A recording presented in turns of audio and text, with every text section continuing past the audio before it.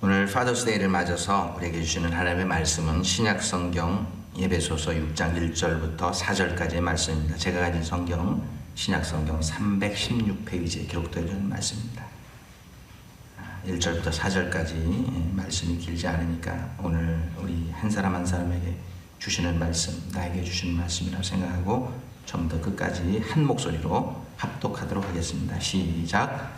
자녀들아, 주 안에서 너희 부모에게 순종하라. 이것이 옳으니라. 내 아버지와 어머니를 공경하라. 이것은 약속이 있는 첫 계명이니 이로써 내가 잘되고 땅에서 장수하리라.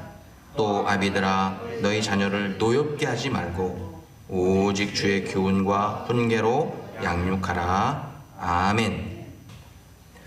오늘 말씀 나누기 전에 한국의 부산경찰청에서 만든 영상을 하나 제가 찾았는데 아버지에 대해서 다시 한번 생각하게 만드는 영상이 있어서 우리 김태훈 전사님이 잘 편집해 주셨는데 함께 보시고 말씀 이어나가기를 원합니다.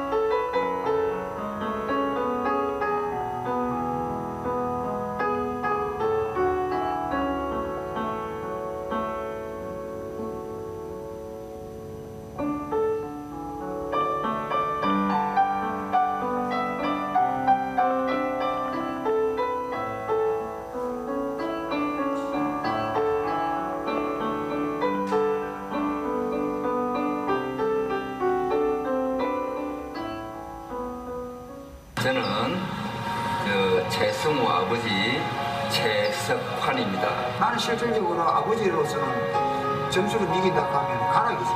여태까지 그런 이야기를 못했는데 그 데리고 들어간 거 가서 청바지를 하나 덕분에 가게 풀어보니까 한 달 월급이다.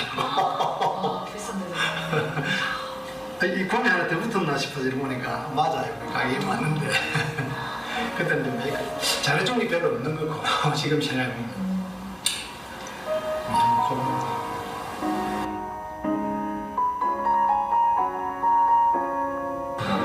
뭐 같이 있는 시간을 많이 가지고 싶고 대화도 많이 하고 싶고 그런데 지금은 이제 내가 그러지 못했으니까 이제 항상 미안하다 소리 말하고 싶은데 그 마음속에 나고 있지 않는데 막 하는 게 천적이거든.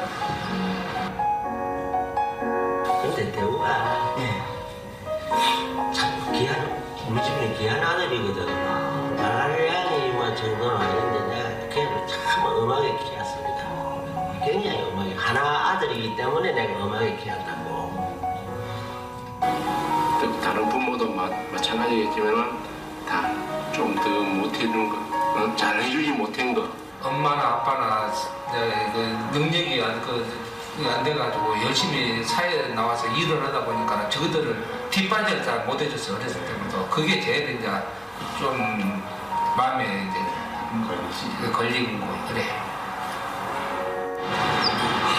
항상 좀 마음속으로는 너무 미안하게 생각합니다. 한 걸음도 다가설 수 없었던 내 마음을 알아주기를 얼마나 바라고 바래왔는지. 요즘 보니까 정말 아버지가 약하신 분이고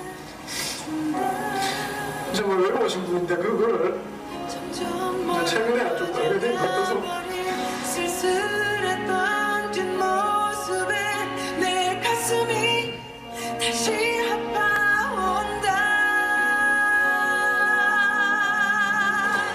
서로 사랑을 하고 서로 미워도 하고 누구보다 아껴주던 그대가 보고 싶다. 가까이 있어도 다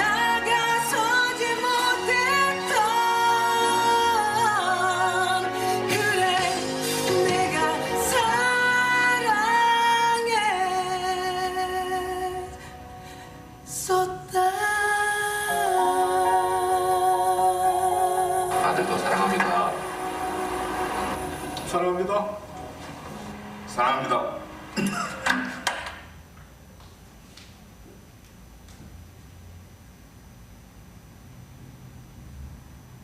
방금 함께 보신 동양성처럼 이제 우리는 우리의 자녀들을 더 실제적으로 생각해 보면 우리 자식 새끼들한테 우리는 온갖 정성을 쏟아붓고 또 시간을 투자하고 또 물질을 씁니다. 자식들이 행여라도 깨질까 다칠까 아플까 그렇게 금지오겹으로 자녀들을 키웁니다. 금지오겹이라고 하면은 금자 나뭇가지 지 그러니까 금으로 된 나뭇가지 같이 그냥 그렇게 귀하게 옥으로 된 엽 나뭇잎 엽처럼 옥으로 된 나뭇잎이 떨어질까 상할까 그렇게 키우는 모습들이 이제 우리 부모들이 자녀들을 키우는 그런 모습이라고 할 수 있습니다. 그래서 이호철이라고 하는 시인이 시집을 금지오겹이라고 하는 시집까지 내면서 부모들이 자식을 향한 사랑을 아주 세미하게 그렇게 시로 표현한 시집을 보았는데 요즘 사회, 요즘 시대에 이런 자식 사랑에만 매진하는 자식들을 비꼬면서 새롭게 생겨난 한국에서 새로 생겨난 그런 말이 있는데 뭐냐면 금지오겹이 아니라 껌지요겹이라고 하는 이제 부모를 껌처럼 그렇게 하찮게 여기고 오겹이 아니라 요겹 부모를 늘 욕하고 비방하면서 보내는 그런 자식들의 모습을 이렇게 비유적으로 풍자한 그런 모습입니다. 자, 그럼 여러분 우리 영상에서 함께 보신 것처럼 여러분은 최근에 언제 여러분의 아버지에게 사랑한다고 말로 표현하고 사랑한다는 표현을 하셨습니까? 최근에 언제 여러분의 아버지와 여행을 해보신 적이 있습니까? 아니면 여러분의 지갑 속에 아버지의 사진은 들어있습니까? 아니면 여러분의 스마트폰에 아버지의 사진은 몇 장이나 세이브되어 있습니까? 아마도 이 부산 경찰청의 이 아빠들처럼 거의 그러지 못하고 살고 계시거나 아니면 아버님 돌아가신 분들은 그렇게 살아오셨을 것입니다. 오늘 파더스데이를 맞아서 여러분의 지갑 속에 사진을 넣어두지 않은 자녀, 또 여러분의 아버지에게 사랑한다고 말하지 못했던 자녀들, 또 함께 여행하지 못했던 자녀들, 여러분의 아버지의 등을 밀어주지 못했던 자녀들, 이런 그런 기억이 있다고 하면 오늘부터 하지 않는다고 하면 아마 죽을 때까지 이거 못할 거예요. 오늘 파더스데이 맞아서 우리 마음의 결심을 하시고 아버지에게 사랑한다고 표현하시고 또 전화하시고 또 카톡도 보내시고 자주 표현하시고 여행도 가시고 그럴 수 있기를 바랍니다. 그러면 분명히 하나님께서 오늘 성경에 말씀하신 것처럼 아버지 마음을 기쁘시게 해드린 여러분의 그런 모습을 보시고 여러분을 이 땅에서 잘 되고 이 땅에서 장수하게 하시는 하나님의 복을 체험하게 되실 줄로 믿습니다. 오늘 우리가 맞이한 파더스데이는 한국 사람들에게는 굉장히 생소한 그런 날입니다. 한국에는 왜냐하면 파더스데이가 없거든요. 우리가 자랄 때에도 없었고 지금까지도 없습니다. 이 파더스데이의 유래에 대해서는 여러분도 잘 알고 계시겠지만 다시 한번 잠깐 살펴보면은 이 파더스데이라고 하는 날은 이 미국 동부 지역하고 미국 서부 지역에서 동시에 이 무브먼트가 일어났던 그런 사건입니다. 동부에서는 1907년 12월 6일 웨스트 버지니아주에서 그 120명의 광부들이 그 깊은 그 탄광 석탄 캐러 들어갔다가 그 매몰 사고가 일어나잖아요. 그래서 120명의 광부들이 다 죽어요. 그래서 아주 큰 미국의 사회적인 사건이었습니다. 그때 그레이스 클레이톤이라고 하는 여자분이 이제 아버지 날을 만들 것을 주장하면서 그분들이 다 120명의 광부들이 다 아버지였잖아요. 그들을 기리자 해가지고 이제 그 그레이스가 출석하던 교회에서부터 이제 아버지 날을 기리는 행사 시작하면서 Father's Day 무브먼트가 시작됩니다. 그리고 이제 미국의 이제 서부 웨스트코스트 쪽에서는 워싱턴 주에서 시작됩니다. 소노라 나시라고 하는 여자분이 교회에서 마더스데이 때 이렇게 오늘 같이 예배를 드리는데 목사님이 마더스데이 설교를 하는데 갑자기 이런 생각이 들더래요. 왜 마더스데이만 있냐? 파더스데이는 왜 없냐? 왜 아버지에 대한 설교를 좀 듣고 싶은데 왜 없냐? 그래서 이제 YMCA하고 이제 걸어서 서로 협조를 해가지고 1910년 6월 19일에 이제 교회에서 첫 아버지를 위한 기념 행사를 시작한 것이 이제 그 50년이 지나서 그게 시작된 지 50년 만에 1966년 린든 존슨 대통령, 미국 대통령에 의해서 6월 셋째 주를 Father's Day로 공포합니다. 그래서 지금 오늘 우리가 6월 셋째 주에 Father's Day를 맞이하게 된 거죠. 이렇게 Father's Day를 맞이한 여러분은 오늘 여러분이 나이를 많이 드셨든 나이가 아직 어리든 여러분은 아버지 하면은 어떤 생각이 드십니까? 아버지. 우리 어린 세대들하고 달리 제가 살아왔던 시대에 저희 때의 아버지는 정말 자녀들을 어떻게 해서라도 먹여 살리고 가리키려고 혼신을 다했던 분들이 아버지예요. 우리 세대의 아버지. 비록 해방을 맞은 후에 또 6.25 전쟁이 있어서 온통 폐허가 되고 전 세계에서 그 당시에는 이 한국, 대한민국이 최저 빈곤 국가에서 제일로 못 사는 나라, 굶어 죽는 사람이 세계에서 제일 많은 나라였어요.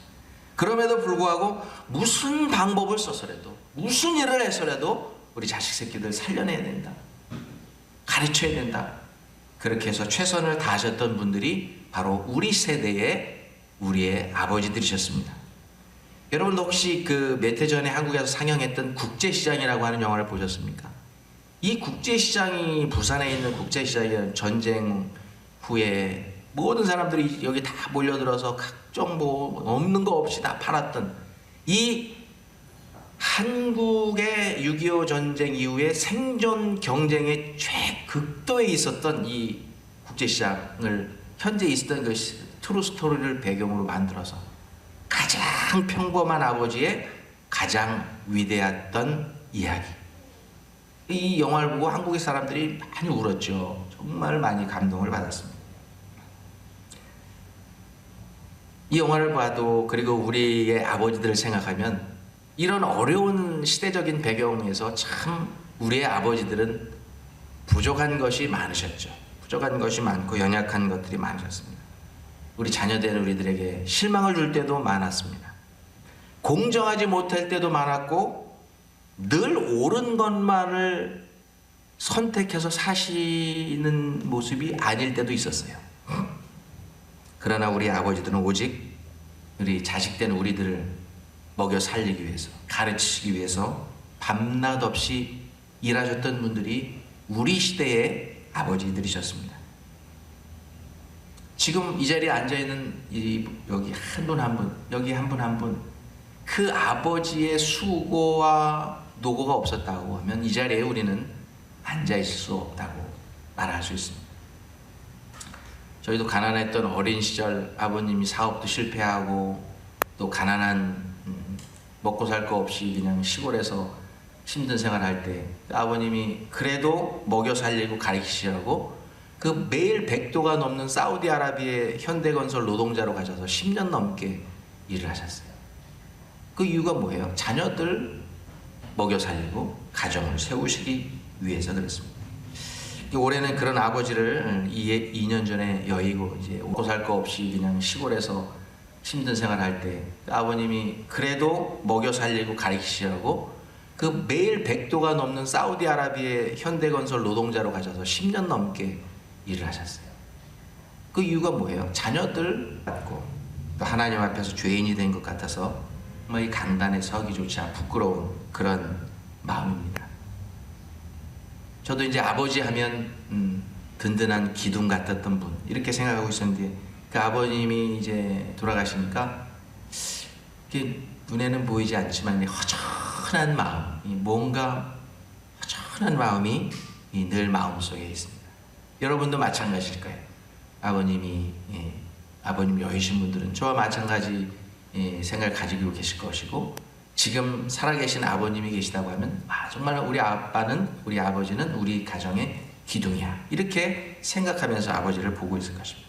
그래서 저는 오늘 이 파더스데이를 맞아서 우리에게 기둥과 같았던 우리 아버지들을 생각하면서 또 가정의 기둥이 되어야만 하는 우리 아버지들에게 하나님께서 오늘 주신 말씀을 통해서 다시 한번 파더스데이의 의미를 생각해 보려고 합니다.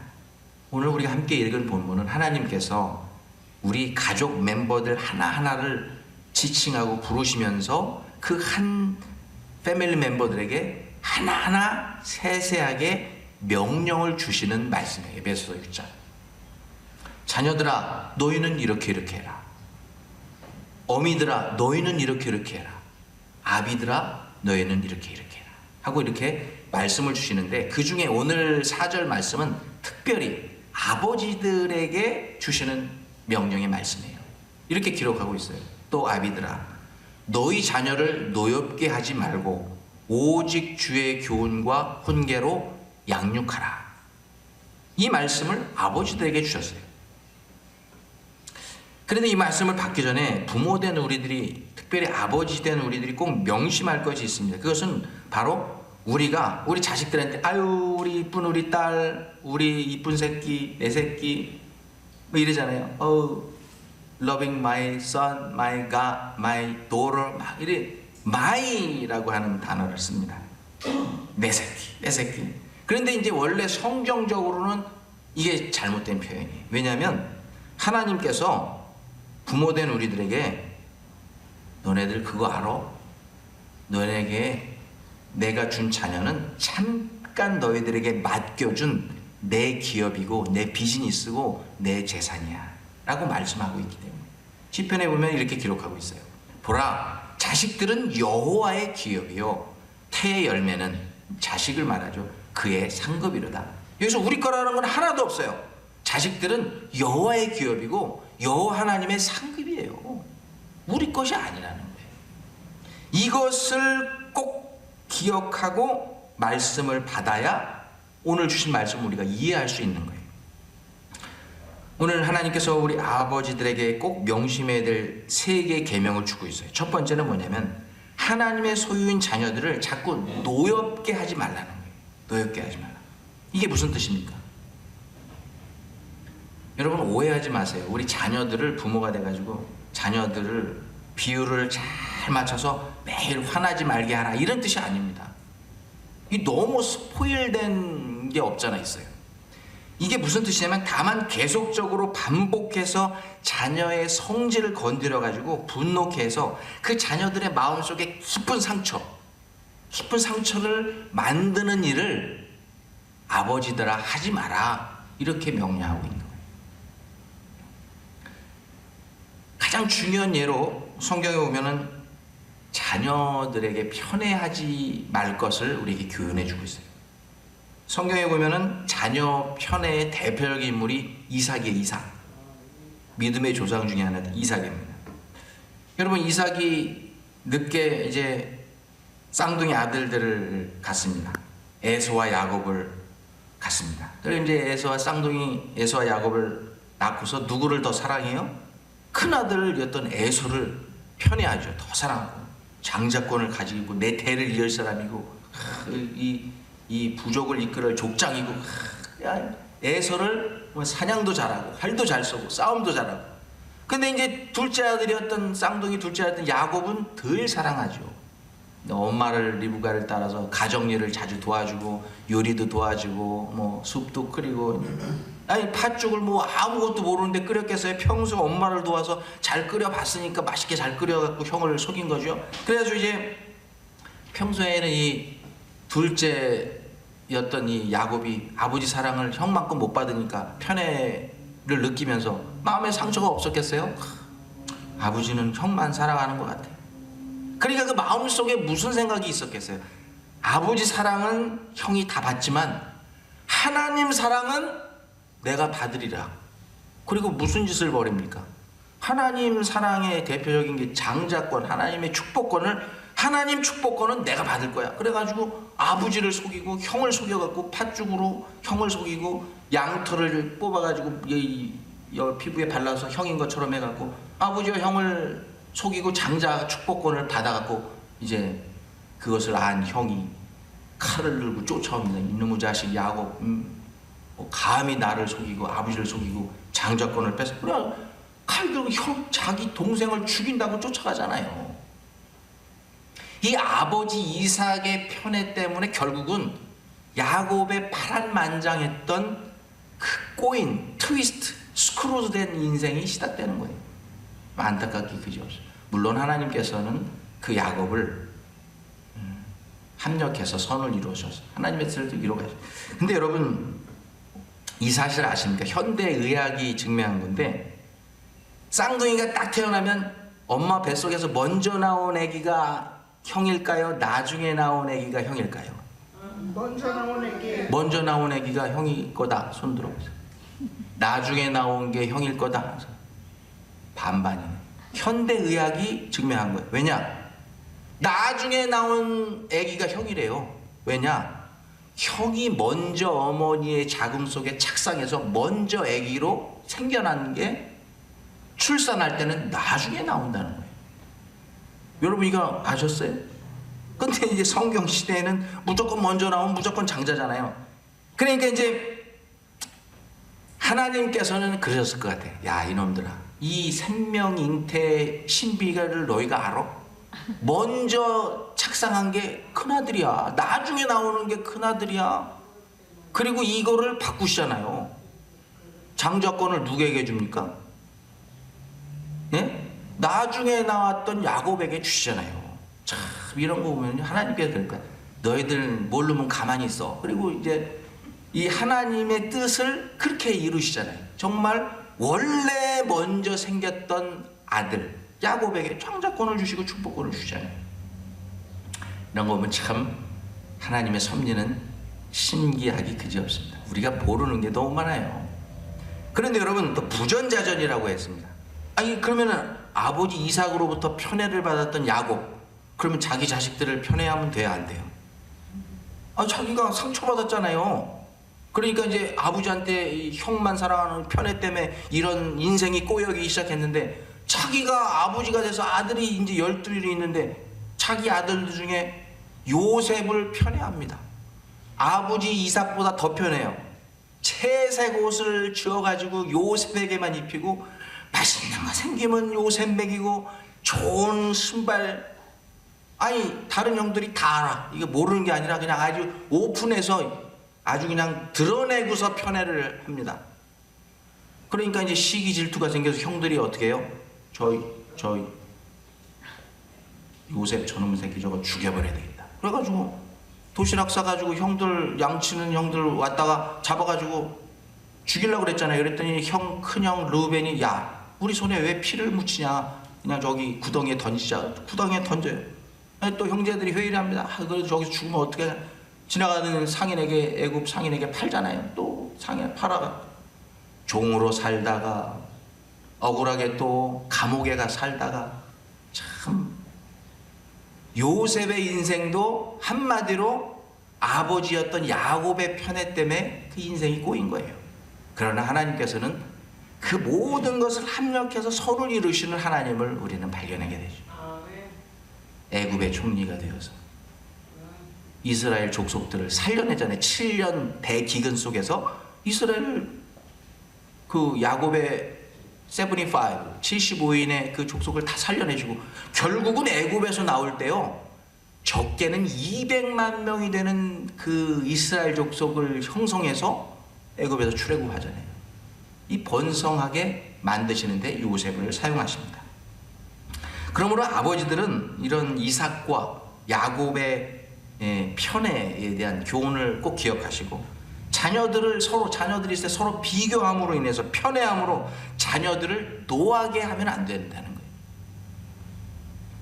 모든 자녀들은 하나님께서 각각 다르게 달란트를 주시고 은사를 주시고 다른 성격을 주시고 다른 모양을 주셔서 각각 다르게 우리에게 선물로 주셨잖아요. 근데 그거를 야, 너는 왜 형만큼 못하냐?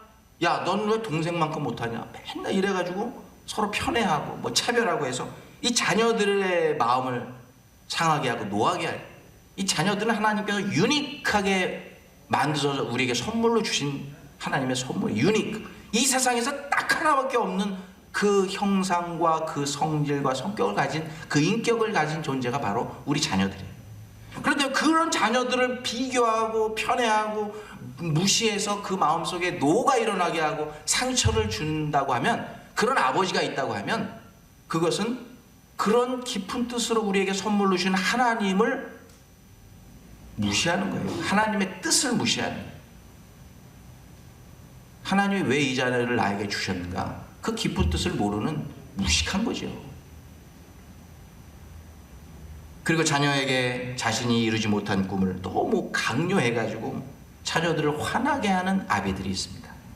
지나친 요구를 자녀들에게, 내가 못했던 거 네가 해, 내가 못했던 학교 네가 가, 내가 못했던 잡 네가 가져, 내가 못했던 일 너는 해야 돼. 그래가지고 자녀들의 그런 그 어빌리티, 그 능력하고 상관없이 그냥 푸시하는 거예요. 그래 오버웰밍 시켜가지고 뭐 무거운 짐을 져가지고 그 마음속에 자녀들이 그것을 감당하면은 뭐 다행인데, 자녀들이 어떻게 아버지 또 어머니의 그 요구를 다 감당할 수 있어요? 못하면 그 마음속에 절망과 낙담이 생기는 동시에 한편으로는 분이 바라죠. 왜 우리 아버지는 나한테 이런 거를 하라고 그래가지고 왜 나한테 이런 걸 요구하는 거야? 그러면서 이제 분이 일어나는 거죠. 한국 드라마나 영화를 보면 나오지만 실제적으로 우리 살았을 때요, 저희 부모님 시대 이런 말을 저도 많이 들었어요. 우리 친구들 아버지, 심지어 제가 캘리포니아에서 목회할 때 딸 셋이 있었던 그 집사님 가족인데, 막내딸이 그 언니 둘보다 아주 다들 예쁘게 생겼는데 언니들보다 공부를 조금 못하고 좀 덜 똑똑한데, 이 아버지는 그냥 그 막내를 그렇게 미워해요. 막 너는 언니들처럼 공부도 못하고. 그러면은 이제 또 대들 거 아니에요. 이제 대학생이 중고등학교 그러면은 그냥 거기다 대고, 이놈의 새끼 너는 그냥 태어나지 말았어야 되는데 태어나가지고 이런 말들을 한다니까. 한국에서 많이 들었고요. 여러분 아무리 화가 나도 아버지가 돼가지고 너는 이놈의 자식 태어나지 말았어야 될 자식이야, 이런 표현으로 자식들의 마음 가운데 상처를 주고 자녀를 노하게 한다는 것은 정말 하나님의 뜻을 거역하는 그런 자세. 하나님이 우리에게 얼마나 큰 축복으로 주신 자녀들이에요. 이것이 바로 하나님께서 우리 아버지들에게 명령하시는 첫 번째 명령, 자녀들을 여러 가지 이유를 가지고 노하게 하지 말아라. 노하게 하지. 두 번째 명령은 뭐냐? 오직 주의 교양으로 양육하라. 교양이 뭡니까? 교양. 교양이 없어. 저 사람 교양. 그게 정확한 뜻을 제가 찾아보니까 영어 성경에는 트레이닝으로 돼요. 트레이닝. 훈련시키는 거죠. 교양의 뜻을 사전을 찾아보니까 훈련이나 체벌을 동반한 책망을 의미한다. 그러니까 훈련을 시키는데 때로는 좀 회초리를 들어서라도 그렇게 해서 바르게 가르치는 것을 교양으로 양육한다, 이런 뜻이 있습니다. 즉 주의 교양으로 양육하라는 것은 자녀를 훈련시키는데 체계 있게 조직적으로 좀 하나님 말씀 가운데 근거해서 그렇게 가르치고 양육하라는 거예요. 아무렇게나 그냥 막 닥치는 대로 기분에 따라서 자녀를 막 양육하고 그렇게 하지 말고 주의 말씀에 근거해서 체계적인 양육을 하라는 것입니다. 그런데 양육이라고 하는 단어 가운데 아까 체벌을 동반한 책망이라고 얘기했잖아요. 잘못할 때는 체벌을 하라는 것입니다. 그래서 솔로몬이 기록했던 잠언서 13장 24절 이렇게 기록하고 있어요. 자식을 사랑하는 자는 근실이 징계하느니라. 근실이 징계하는 거예요. 잘못했을 때마다 근실이 꾸준하게 잘못했을 때마다 징계하라는 거예요. 그게 자식을 사랑하는 아버지의 모양. 야, 그 내비둬 저렇게 살다 줄게. 이게 아버지의 모양이 아니에요. 징계를 해서라도 바른 길로 돌아오도록 자식을 양육하는 모습이 바로 하나님이 원하시는 주의 교양으로 양육하는 모습. 잠언서 23장 13절 아이를 채찍으로 때리며 훈계하라. 그러면 그 영혼을 사망 가운데서 구원하리라. 그냥 내비두면 사망으로 저 어두운 그늘로 가는데 그냥 내비두지 말라는 거예요. 채찍으로 회초리로 때려서라도 훈계해서 그 영혼을 사망 가운데서 구원해내라는 것입니다. 이것이 바로 아버지들에게 주신 사명. 잘못하면 벌을 주고 잘하면 상을 주라는 채찍과 당근의 지혜를 우리 아버지들이 가져야 한다는 것입니다. 그리고 마지막 세 번째, 하나님께서 우리 아버지들에게 주신 명령, 오직 주의 훈계로 양육하라. 여기 훈계, 영어 성경엔 instruction 되죠. instruction. 그 방향을 제대로 가르쳐 주는 거예요. instruction. 사전을 찾아보니까 마음에 무언가 올바른 것을 집어넣어 주는 것, 이것을 훈계라. 마음속에 무엇인가 참 좋은 것을 자꾸 집어넣어 주는, 이게 훈계라는. 그렇게 아버지들은 늘 우리 자녀들에게 바른 길을 가라고, 좋은 일을 하라고 훈계합니다. 그런데 문제가 있어요. 자녀들이 아버지가 훈계하고 바른 길로 가도록 하는 얘기를 잘 듣지도 않을 뿐만 아니라 잘 따르지 않는다고 하는 것입니다. 그게 답답하죠. 그 놀라운 훈계 책이라고 할 수 있는 잠언, 솔로몬 왕이 줬잖아요. 근데 그 잠언을 써서 자녀들에게 계속 읽히고 훈계합니다. 아들들아 아들들아 하면서 얼마나 많은 훈계 좋은 글들과 훈계를 합니까? 그런데 이 솔로몬은요, 자녀 교육에 완전히 실패합니다. 자기 부인들이 많았는데 부인들이 각 나라에서 가지고 온 우상을 다 섬기고 신당을 섬기게 그냥 내비둡니다. 하나님도 섬기고 우상도 섬기고, 자녀들이 그냥 첫 번째 부인 따라서 이쪽 신당에 가서 드리고 두 번째 부인 따라 저쪽. 그러니까 이게 됩니까? 하나님 신앙이 아닌 우상을 숭배하는 나라로 전락합니다. 결국은 이스라엘 두 나라로 갈리게 되잖아요. 여러분, 시편이라고 하는 참 아름다운 훈계 글을 기록해서 자녀들을 교육했던 다윗, 자녀 교육에 완전히 실패한 아버지예요. 왜 그렇습니까? 남의 부인을 간음해서 자기 아내로 삼습니다. 뿐만 아니라 그 아내의 남편이었던 충신, 계략을 꾸며가지고 그 충신을 죽여버려요. 최전방에 갔다가 니네들 돌격 앞으로 하면 이제 따라가면 돌격하면은 니네들은 뒤로 나와. 걔 혼자 나가서 활에 맞아 죽게. 그래가지고 죽어요. 이 편지를 다윗왕이 씁니다. 군대 장관에게. 참 못됐죠. 이것을 자녀들이 못 받겠어요? 다 보고 자랐어요. 대낮에 남의 여인을 간음하는 것, 밤에 간음하는 것, 충신을 죽이는 왕. 그러니까 이 자녀들이, 하나님께서 그래서 그 자녀, 그 다윗 왕의 자손들을 저주하시죠. 다윗 왕에게 직접 저주하시면, 너는 너는 밤에 남의 아내를 간음했지, 네 자식들은 백주 대낮에 네 후궁이죠. 네 첩 중에, 내 아내 중에 하나가 내 아들들에게 대낮에 간음을 당할 거야. 그게 실제적으로 일어납니다.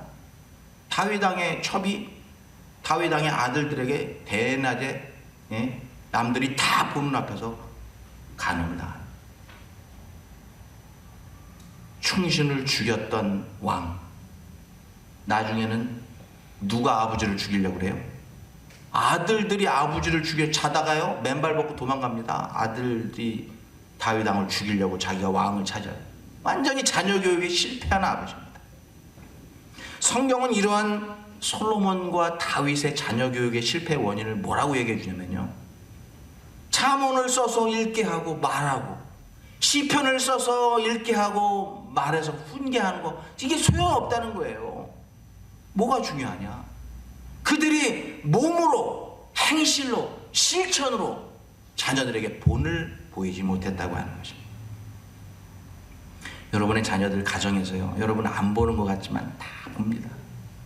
여러분이 기도하는지 안 하는지, 여러분이 말씀 생활 잘 읽고 하는지, 윤리적으로 제대로 살아가고 있는지 아닌지, 정직하게 살아가고 있는지 다 보고 그대로 배우고 그대로 따라합니다.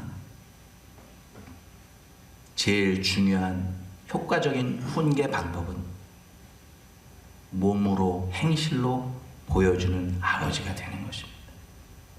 그러면 솔로몬보다, 다윗보다 더 훌륭한 자녀 교육에 성공한 아버지들이 될 수 있다는 것입니다. 말씀 맺기로 원합니다. 사랑하는 아버지 여러분, 그리고 사랑의 공동체 성도 여러분, 여러분의 자녀들이 여러분보다 더 올바르게 살고 더 신실한 믿음을 가지고 사는 자녀들이 되기를 여러분 소원하십니까? 그렇다고 하면 자녀들 앞에서 올바른 삶의 본을 보이시고, 정직한 삶의 본을 보이시고, 신실한 믿음 생활의 본을 보이시기 바랍니다. 그러면 자연히 여러분의 자녀들이 여러분, 특별히 아버지의 모습을 보고 정직하게 살고 올바르게 살고 윤리적으로 바로 살고 남의 것 흠치 않고 남을 해하지 않는 하나님 보시기에 의로운 사람으로 살게 되는 것입니다. 여러분, 아버지로서 부족한 것이 많은 걸 여러분 아실 거예요. 저도 마찬가지로. 아버지로 부족한 게 많아도 하나님께 늘 성령께 기도하죠. 하나님, 내가 아버지로 부족한 게 많습니다. 그러나 성령 하나님, 나를 도와주시옵소서. 내 생각을 도와주시고 내 행동을 도와주셔서 자녀들에게 본이 될 수 있는, 자녀들을 잘 이끌어갈 수 있는 그런 아버지로 살게 해주시옵소서. 그러면 성령 하나님께서 아버지 여러분을 힘을 주시고 능력을 주시고 지혜를 주셔서 좋은 본이 되는 아버지로 만들어 주실 줄 믿습니다. 그래서 하나님 보시기에 기뻐하셔서 어쩔 줄 몰라 하는 가정을 만들어 가시는 아버지들, 하나님 보시기에 정말로 행복한 가정 세워나가시는 복된 아버지들, 그리고 복된 부모님들이 되실 수 있기를 우리 주 예수 그리스도의 이름으로 축원합니다. 기도하겠습니다. 하나님, 오늘 파더스 데이를 맞아서 저희에게 주신 에베소서 6장의 말씀 가지고 우리가 어떤 아버지로 살아야 되는지 다시 한번 우리 귓가에 말씀해 주시고 마음에 새기게 하시니 감사합니다. 자녀를 노하지 않는 아버지가 되게 해주시고 주님의 교양과 주님의 훈계로 잘 양육하여서 우리들보다 더 훌륭한 자녀들, 우리보다 더 신앙생활 잘하고 신실한 자녀들 키워갈 수 있도록 주님 도와주시옵소서. 예수님의 이름으로 기도하옵나이다. 아멘.